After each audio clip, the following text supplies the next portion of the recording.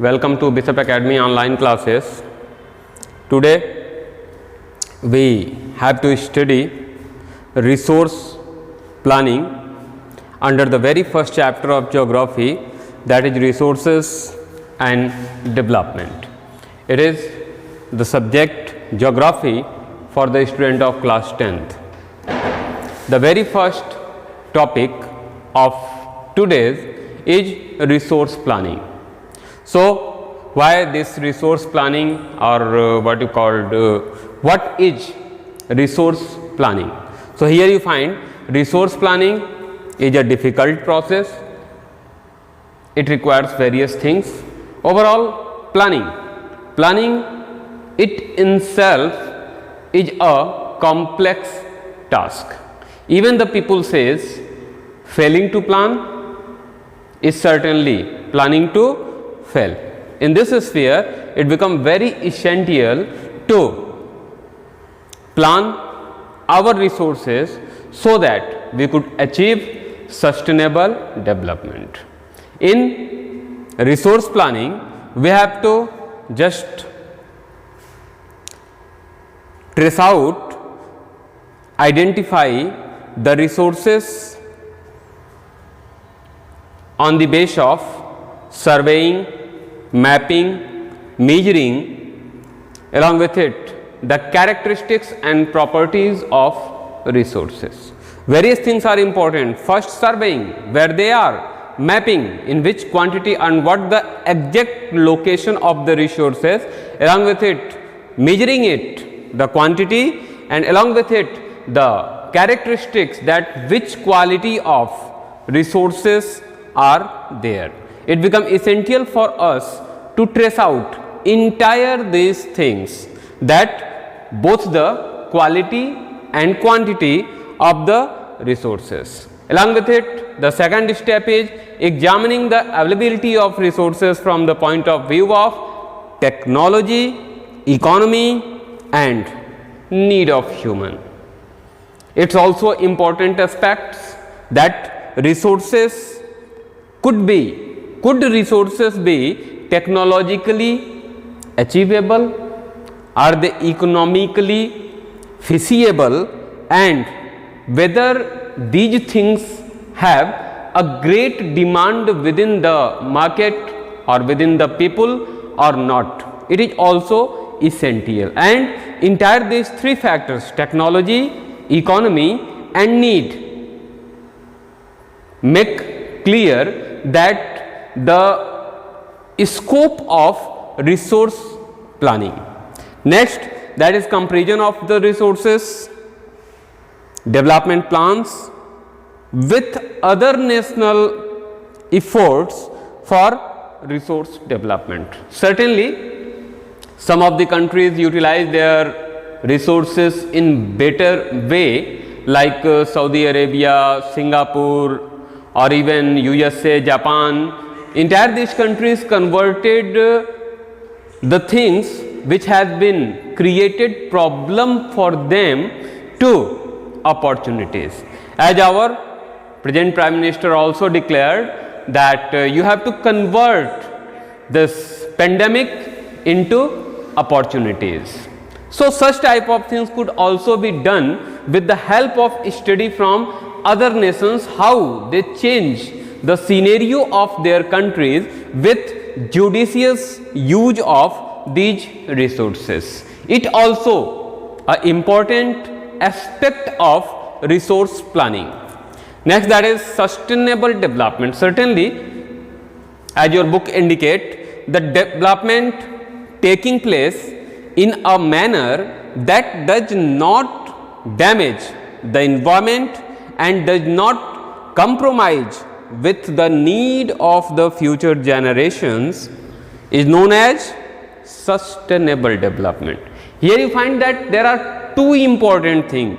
First, that is environmental degradation are not permitted, means we have to use such a technology or the resources in such a way that it create no pollution. And second, we do not compromise with the need of the future generation, for coming generation, means we have to always take care that the forthcoming generation could not have to face the depletion of resources.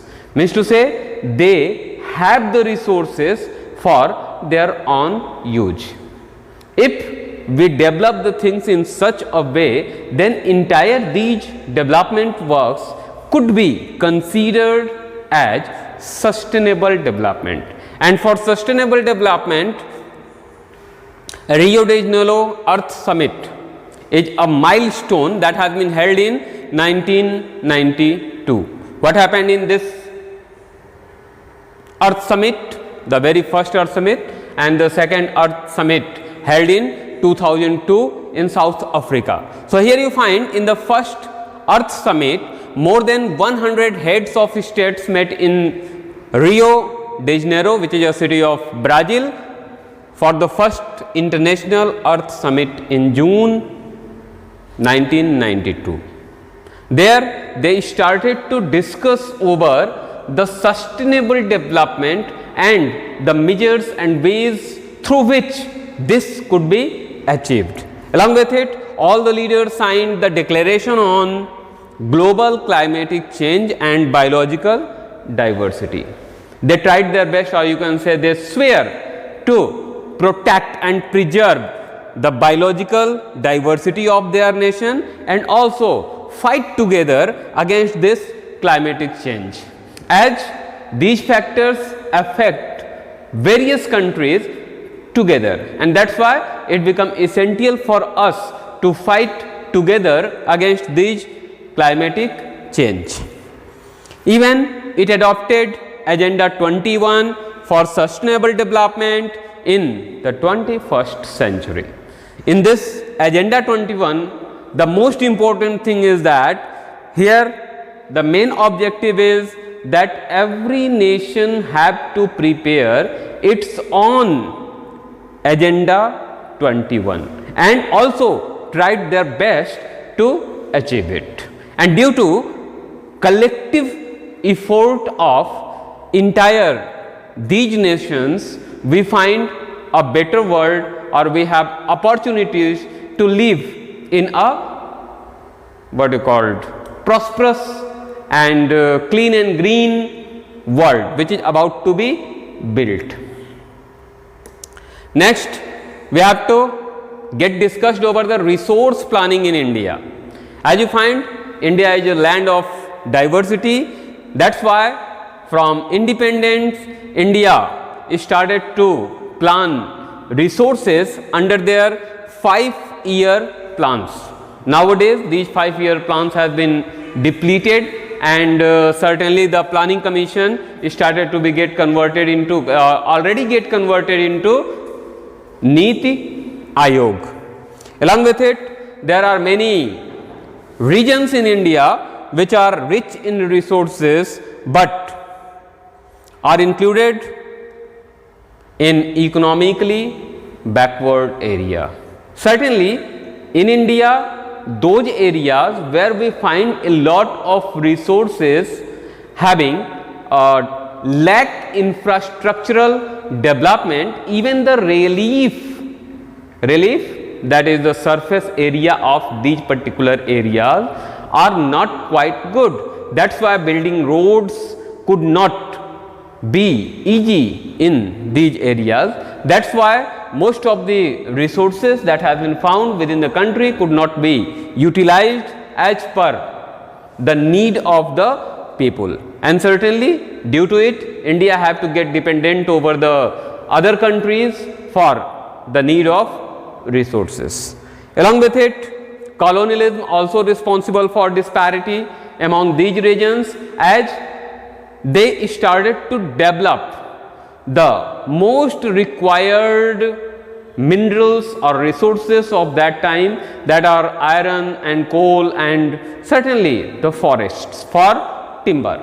So they provide more care to these resources, and rest of the resources, or even they started to build the big cities throughout these regions.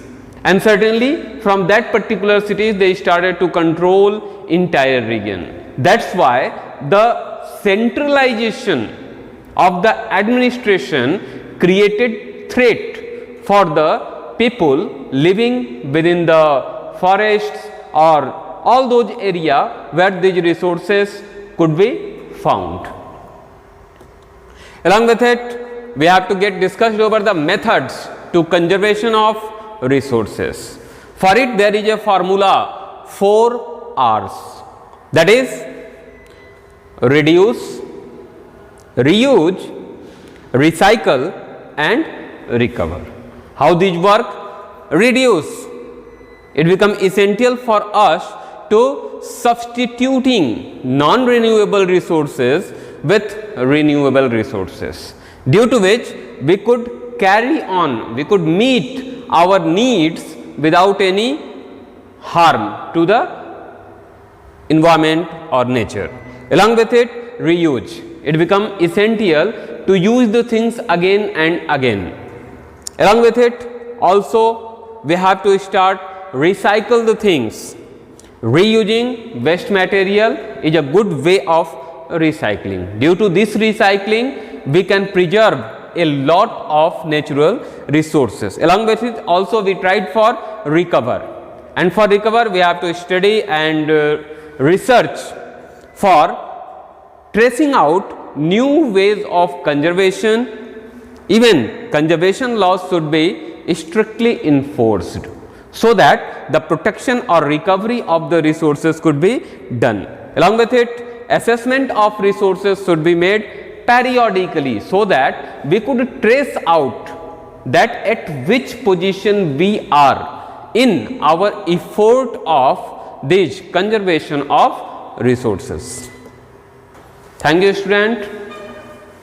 If you have some problem in this video, you could ask it in Google Classroom through comments.